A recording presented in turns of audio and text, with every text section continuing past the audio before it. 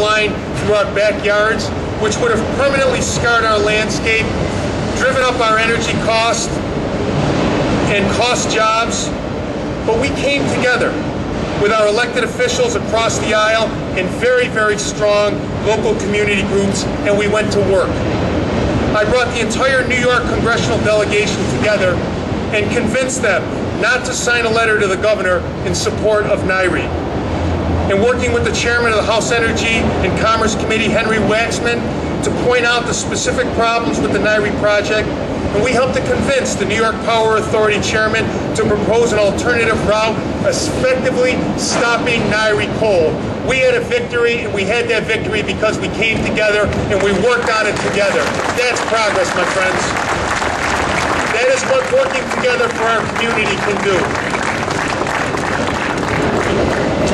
My job, and my only job, is to represent you in Congress. And while the people and businesses of our district fight through this economy that has shackled our nation and try to get a handle on spending, I believe that Congress has to set an example. That's why I sponsored and authored legislation to cut congressional salaries and office budgets by 5% in 2011 and 2012. Before this legislation was written, however, I challenged my staff. In fact, I ordered my staff to cut our office budget by 5% to see if it was doable. They, of course, said, "Boss, we don't know if it can happen." I said, "Come on, you can make it happen." And they responded. They responded by cutting our expenses by 8%.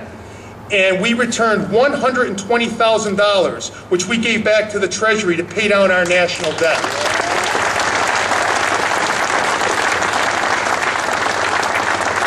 Now, we all know that will not, in and of itself, solve our budget problems. But it sets the right example, and it sends the right messages. Things have to change. No more business as usual. We need to be innovative, and we need to make sacrifices. And sacrifices don't start from the bottom and work their way up. Sacrifice starts from the top, and it works its way down. That's the way it has to be in Washington.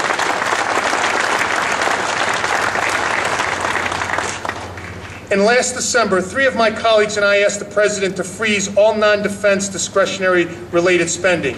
And I'll continue to advocate and support for reform on Wall Street, because that is what's important to my constituents here at home.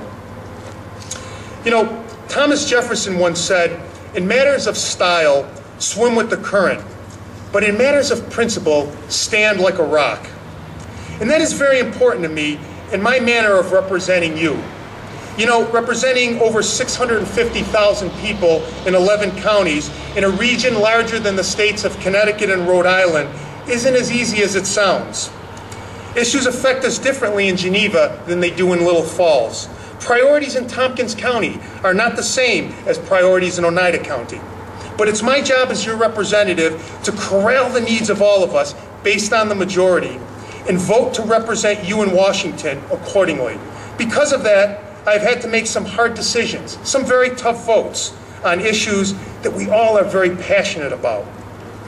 You know, I've been called too progressive and too conservative almost in the same breath. I've been called too pro-business and too pro-labor. The National Journal calls me the most centrist, moderate member of the House of Representatives, and of that I am very proud.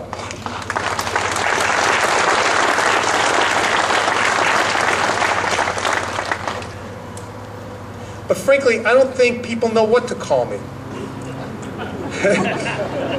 But what I am proudest of, what I am absolutely the proudest of, is being called your representative, because truly, that is what I am.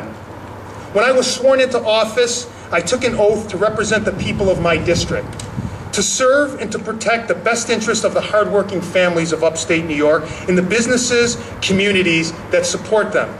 I work for them. No, I work for you. Not the president, regardless of his party, not my political party, and certainly not special interests. I work for you, and I will always work for you as long as I am in Washington.